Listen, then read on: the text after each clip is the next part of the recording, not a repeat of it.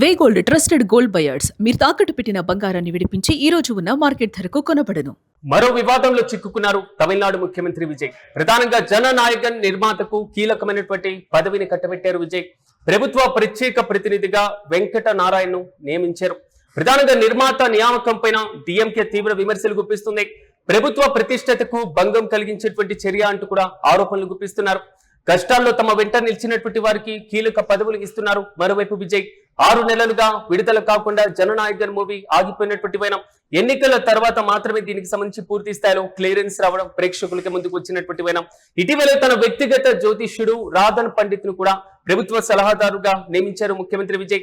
అయితే ప్రతిపక్ష టీఎంకేతో పాటుగా స్వపక్షం నుంచి కూడా విమర్శలు రావడంతో మాత్రం వెనక్కి తగ్గినటువంటి వైరం మనం చూస్తున్నాం.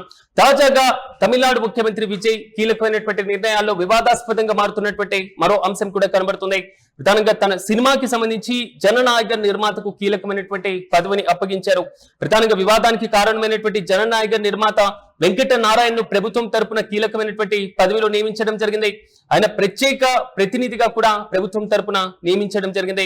గత 6 నెలలుగా జననాయకర్ చిత్రం విడుదల కాకుండా ఆగిపోవడం, ఆ కష్టకాలంలోనూ రాజకీయంగా తనకు అండగా నిలిచినటువంటి వారికి మరి ముఖ్యంగా వెంకట నాయకన్ కు ఈ పదవిని బహుమతిగా ఇచ్చారు అనేటువంటి ఆరోపణ కూడా వస్తుంది. ప్రధానంగా నెటిజన్లతో పాటుగా ప్రతిపక్ష డిఎంకే కూడా విమర్శలు ఎక్కువ పెడుతున్నటువంటి వైనాన్ని మనం చూస్తున్నాం. ఈ నియామకం పైన ప్రతిపక్ష డిఎంకే కూడా పూర్తి స్థాయిలో విరుచుకుపడుతుంది. అసలు అర్హతతో సంబంధం లేకుండా కేవలం వ్యక్తిగత సాన్నిహిత్యం ఉంది అనేటువంటి కేవలం దానిపైన ఆ బేస్ చేసుకొని సినీ సంబంధాల ఆధారంగా ఇలాంటి కీలకమైనటువంటి పదవులు కట్టబెట్టడం ఏంటి? ఇది డిఎంకే చేస్తున్నటువంటి తాజా ఆరోపణ. పరిపాలనా పరమైనటువంటి అనుభవం లేకపోతే ఇలాంటి పదవుల్ని కట్టబెడుతూ ఉంటారు. కేబినెట్ ర్యాంకును ఎవరికి పడితే వారికి ఇస్తారు. ఎలాంటి అర్హత ఉంది అని ఇలాంటి పదవులు కట్టబెట్టారు అనేది మాత్రం అక్కడి విపక్షాలు కూడా ఆరోపిస్తున్నటువంటి వైనం. రీసెంట్ గా మనం చూసాం, ముఖ్యమంత్రిగా ఆయన ముందే తీసుకున్నటువంటి తొలి నిర్ణయాలు కూడా కొంతవరకు దుమారాన్ని లేపాయి. దూకుడుగా నిర్ణయాలు తీసుకుంటున్నారు అనేటువంటి ఆరోపణ వచ్చింది. ప్రధానంగా ఇటీవలే వ్యక్తిగత జ్యోతిష్యుడు రాధన్ పండిత్ ను ప్రభుత్వ అధికారిక సలహాదారుగా ఆయన నియమించుకున్నారు. అయితే ఆధునికత లేదా హేతుబద్ధమైనటువంటి రాజకీయాలకు ప్రాధాన్యం ఇచ్చేటువంటి తమిళనాడు లాంటి రాష్ట్రంలో ఒక ముఖ్యమంత్రి ఒక జ్యోతిష్యుడిని ప్రధాన సలహాదారుగా పెట్టుకోవడం అనేది తీవ్ర విమర్శలకే కారణమైంది.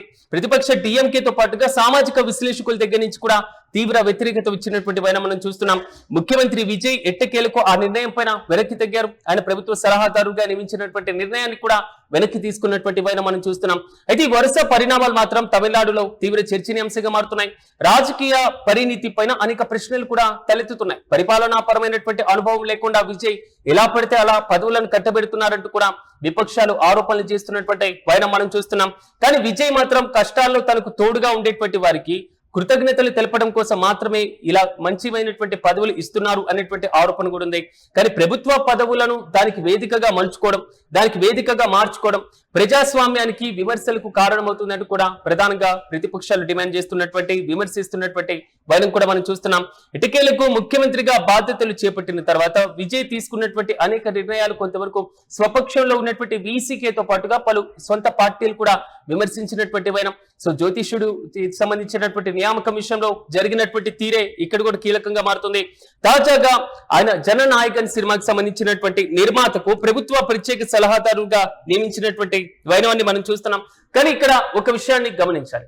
సాధారణంగా ఒక ప్రభుత్వ పదవిని కట్టబెట్టాలంటే సో అతనికి ఉండేటువంటి అర్హత ప్రమాణాలు, సామాజిక కోణంలో అతను చేసినటువంటి సేవా కార్యక్రమాలు, ప్రభుత్వ అధికారిగా ప్రభుత్వ సలహాదారుగా నియమించడానికి అతనికి ఉన్నటువంటి అర్హతలు, ఈ మొత్తాన్ని ప్రామాణికంగా తీసుకునేటువంటి అవకాశాలు కనబడుతుంటాయి. రాజకీయంగా అనేక సంవత్సరాలుగా ప్రజా సమస్యలపైన పోరాటం చేసినటువంటి నేతలను, నాయకులనే అధికారం వచ్చిన తర్వాత పక్కన పెడుతున్నటువంటి నేపథ్యంలో కష్టకాలంలో తనకు తోడుగా ఉండేటువంటి వ్యక్తులను నేను కీలకమైనటువంటి పదవిలో కూర్చోబెడితే తప్పేంటి అనేటువంటి రీతిలో విజయ్ ధోరణి అయితే కనబడుతుంది.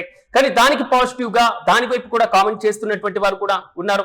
పదవులు ఎవరికి ఇచ్చినా ప్రజాసేవ చేయడానికే కదా అని కొంతమంది నెటిజన్లు కూడా ప్రశ్నిస్తున్నటువంటి వైనం కనబడుతుంది. తాజాగా అర్హత ప్రమాణాలను ఎంతవరకు పాటించారు, ఎలా పడితే అలా పదవులను కట్టబెట్టేయడమేనా అనేది మాత్రం డిఎంకే దగ్గర నుంచి వస్తున్నటువంటి ప్రధాన ఆరోపణ. అయితే జననాయక నిర్మాతకు తాజాగా కీలక పదవి ఇవ్వడం మాత్రం కొంతవరకు కలకలం రేపుతుంది. ప్రభుత్వ ప్రత్యేక ప్రతినిధిగా వెంకట నారాయణ కూడా నియమించింది విజయ్ సర్కార్. నిర్మాతకు సంబంధించిన నియామకం పైన కూడా డిఎంకే తీవ్ర విమర్శలు గుప్పిస్తున్నటువంటి వైనాన్ని మనం చూస్తున్నాం. ప్రభుత్వ ప్రతిష్టతకు భంగం కలిగించేటువంటి చర్య అంటూ కూడా ఆరోపణలు గుప్పిస్తున్నారు. కానీ కష్టకాలం అనేటువంటి ఒకే ఒక కాన్సెప్ట్ ను విజయ్ తీసుకొస్తున్నారు. చూడాలి, జ్యోతిష్యుడిని నియమించిన తర్వాత విపక్ష స్వపక్ష సామాజికంగా వచ్చినటువంటి అనేక చర్చ, అనేక దుమారం నుంచి విజయ్ నిర్ణయాన్ని వెనక్కి తీసుకున్నారు. తాజాగా నిర్మాతను ప్రభుత్వ సలహాదారుగా నియమించారు కాబట్టి ప్రతిపక్ష డిఎంకే చేస్తున్నటువంటి ఆరోపణలను ఎంతవరకు విజయ్ సర్కార్ తిప్పికొట్టేటువంటి అవకాశం కనబడుతుంది, లేదా ఈ నిర్ణయం పైన వెనక్కి తగ్గేటువంటి ఆలోచన ఏమైనా చేస్తారా చూడాలి. తమిళనాడు రాజకీయాల్లో మాత్రం విజయ్ నిర్ణయాలు రోజుకు చర్చనీయాంశంగా మారుతున్నటువంటి పరిస్థితులే కనబడుతున్నాయి.